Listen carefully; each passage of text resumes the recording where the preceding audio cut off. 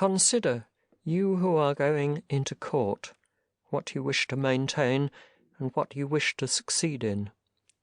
For if you wish to maintain a will conformable to nature, you have every security, every faculty, you have no troubles. For if you wish to maintain what is in your own power and is naturally free, and if you are content with these, what else do you care for? For who is the master of such things? Who can take them away? If you choose to be modest and faithful, who shall not allow you to be so? If you choose not to be restrained or compelled, who shall compel you to desire what you think you ought not to desire? Who shall compel you to avoid what you do not think fit to avoid? But what do you say? The judge will determine against you something that appears formidable, but that you should also suffer in trying to avoid it. How can he do that? When, then, the pursuit of objects and the avoiding of them are in your power, what else do you care for? Let this be your preface, this your narrative, this your confirmation, this your victory, this your peroration, this your applause, or the approbation which you will receive. Therefore Socrates said to one who was reminding him to prepare for his trial, "Do you not think that I have been preparing for it all my life? By what kind of preparation? I have maintained that which was in my own power. How then?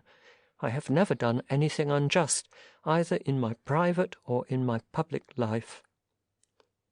But if you wish to maintain externals also, your poor body, your little property, and your little estimation, I advise you to make from this moment all possible preparation, and then consider both the nature of your judge and your adversary. If it is necessary to embrace his knees, embrace his knees. If to weep, weep.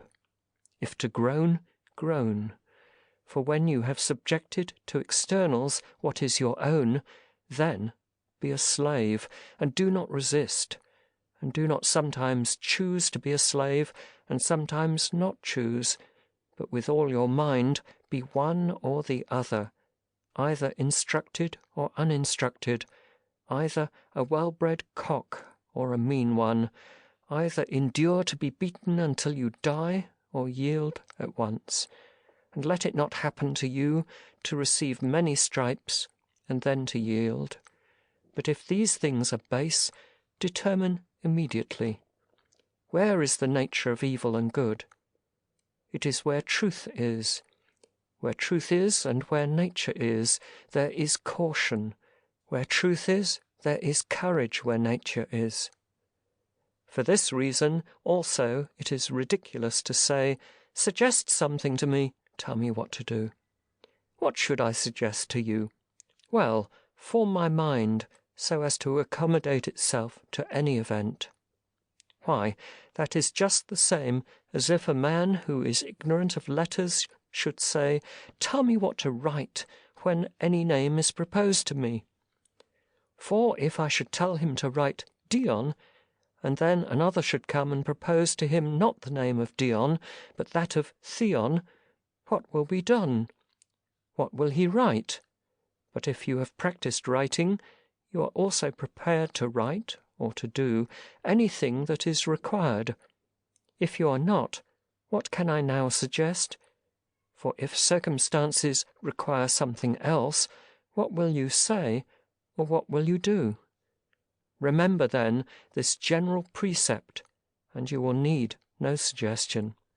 But if you gape after externals, you must, of necessity, ramble up and down in obedience to the will of your master. And who is the master? He who has the power over the things which you seek to gain or try to avoid.